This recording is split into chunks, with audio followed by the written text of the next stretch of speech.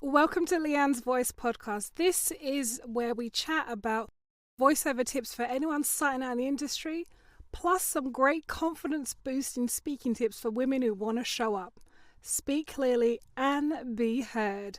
Think of it like having a friendly voiceover coach in your ear, encouraging you, guiding you, and helping your voice truly shine.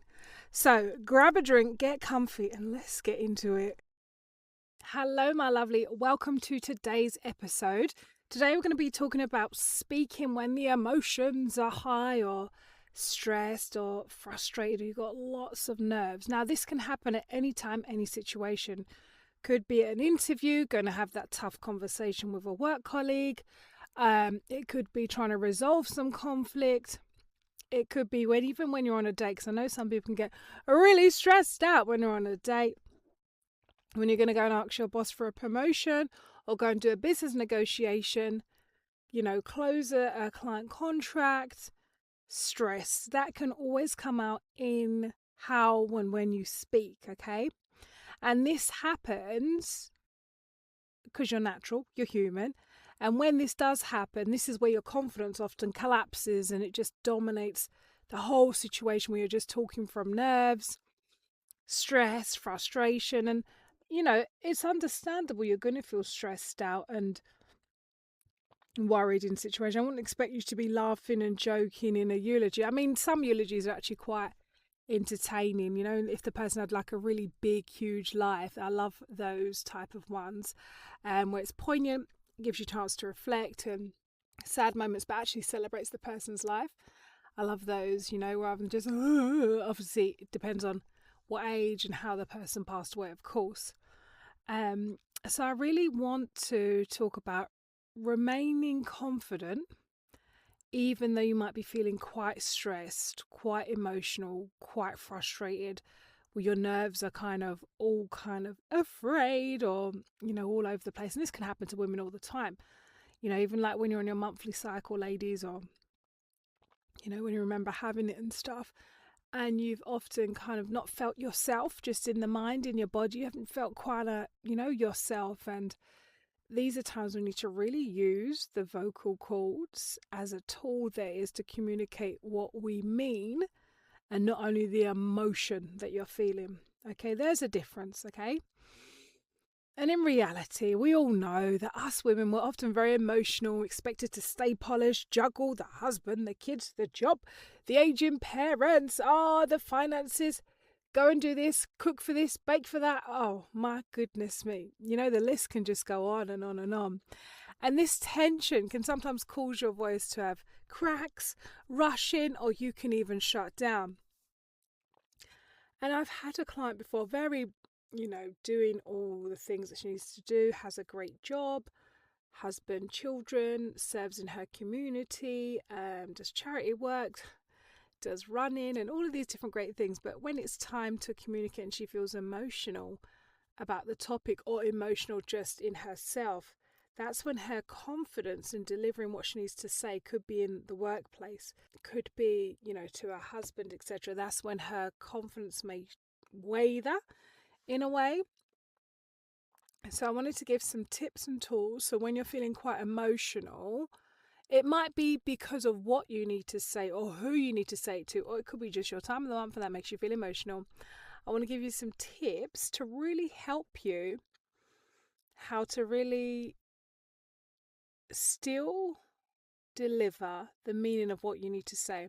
Now, I'm not saying I'm like a wicked witch and say, don't cry, don't sound emotional. Because some topics that you're saying, there would be emotion linked to it. Okay, so I'm not trying to say like, don't say anything, don't express your emotions. That's not me. Let's start with some tools.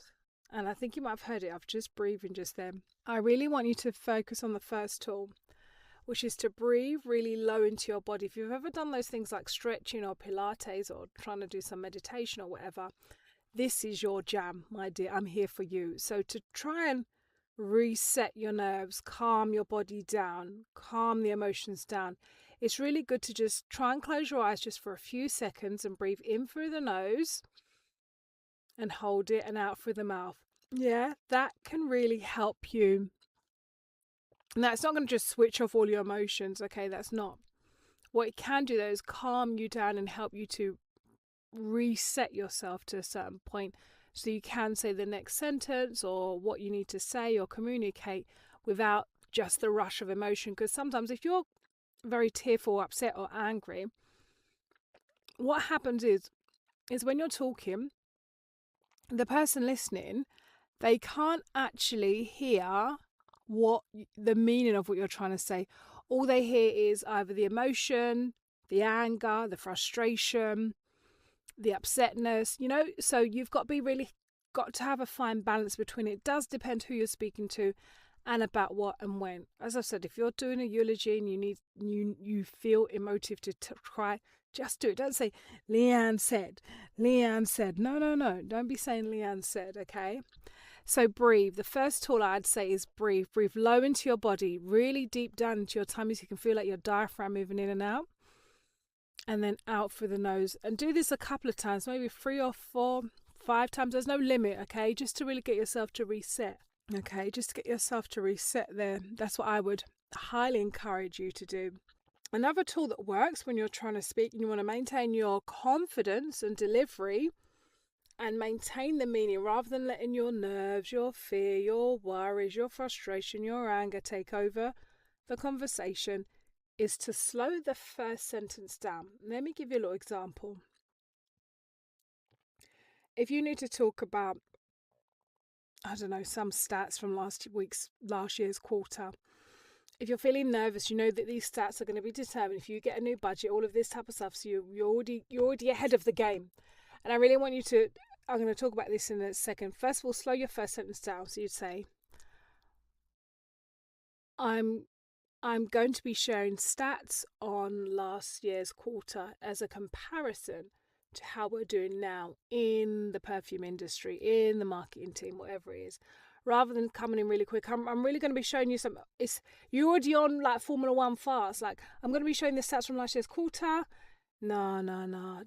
You got to control and command the room by the tone, the pace, and the delivery that you give when you speak. So slowing the first sentence down helps people to stop, listen, and think, okay, she has something important to say, because the first part started engaging and clear enough for me to hear.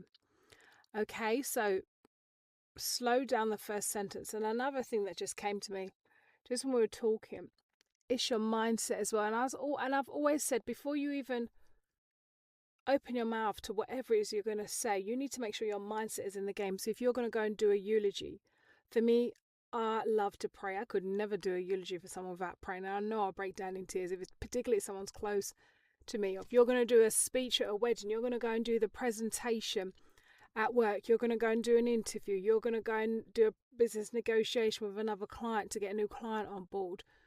I really think your head needs to be in the game before you even open your mouth. So for me, I always, read over some of my favourite scriptures, Mark 9:23, Mark 11:22, and then I'll pray so I can make sure I go in there with a peace-filled mind. Whatever works for you, whether you read affirmations or you talk to yourself, give yourself a prep talk, you need to get whatever you need to do to get your mind in the game, because it's that actually dominates the whole conversation, not just when you open your mouth. That's like the secondary part, to be honest with you.